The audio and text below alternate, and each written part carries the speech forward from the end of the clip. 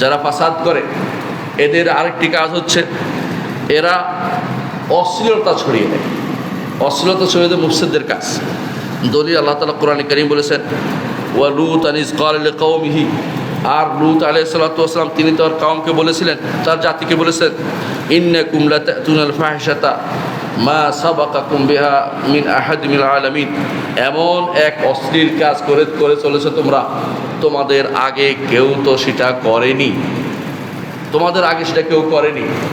আল্লাহ লূত আলাইহিস সালাম এটা করার পরে তাদের কোনো ভাবান্তর হয়নি, তাদের উপর আল্লাহ তাআলা শাস্তি নাজিল করলেন।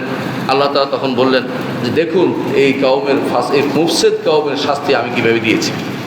তাদের মধ্যে আরেক গোষ্ঠী আছে মুফসিদ যারা, তারা কি করে, নিজেরা অন্যায় করে আর অন্যদের উপর দোষটা দেয়, অন্যদের উপর দোষটা দেয়। যত দোষ দাড়িওয়ালা, যত দোষ টুপিওয়ালা, যত দোষ বোরকাওয়ালি, আর যত মানুষ ল্যাংটা হইতে পারে তত ভালো, নাউযুবিল্লাহ। এই হচ্ছে তাদের অবস্থা। ইউকাল্লিবুল মাওয়াজিন, মিজান নষ্ট করে দেয়, চিন্তা চেতনা নষ্ট করে দেয়, মানুষ ছোটো বাচ্চাদের পর্যন্ত চিন্তা চেতনা তৈরি করে দেয়। যারা কোরআন হেফজ করে, শরিয়া মেনে চলে, তাদের দিকে তাকিয়ে তারা নিজেরা আফসোস করে যে এরা তো নষ্ট হয়ে গেল, নষ্ট হয়েছে, নিজেরা উল্টা দোষ করে, উল্টো দোষ দেয় যারা কোরআন সুন্নাহ মেনে ছিল তাদেরকে নষ্ট হয়ে গেছে বলে। আল্লাহ তাআলা কোরআনে কারীমে যেন বলেছেন, ওয়াইযা কিল লাহুম লা তুফসিদু ফিল আরদ ক্বালু ইন্নামা নাহনু মুসলিহুন, যখন তাদেরকে বলা হয় জমিনের বুকে ফিতনা ফাসাদ তৈরি করে না, তখন তারা বলে যে আমরা তো ইসলাহ করছি। ওরা কোন ইসলাহ করছে? ওরা যা যা পড়াচ্ছে, যা যা শিখাচ্ছে তাদের সন্তানদেরকে, তার সম্পূর্ণ আল্লাহর দ্বীন বিরোধী। আল্লাহর দ্বীন বিরোধী যা শিক্ষা দিবে এটা কোনোদিন ইসলাহ হতে পারে না, এটা ইফসাদ, জমিনের বুকে ইফসাদ ফাসাদ তৈরি করা আর কিছুই না। এদের মধ্যে ইফসাদ মুফসিদ যারা, এদের মধ্যে কাফেররাও মুফসিদ, প্রতিটি কাফেরই মুফসিদ। দলিল আল্লাহ তাআলা কোরআনে কারীম বলেছেন, আল্লাযীনা কাফারু ওয়া সাদ্দু আন সাবিলিল্লাহ, যারা আল্লাযীনা কাফারু, যারা কাফের, ওয়া সাদ্দু আন সাবিলিল্লাহ, এবং আল্লাহর রাস্তা থেকে মানুষকে বাধা দিয়েছে, জিদনাহুম আযাবান ফাওকাল আযাবি বিমা কানু ইফসিদুন, তাদেরকে আযাবের উপর আযাব দিব কারণ তারা ফাসাদ সৃষ্টি করত, শাস্তির উপরে শাস্তি দিব।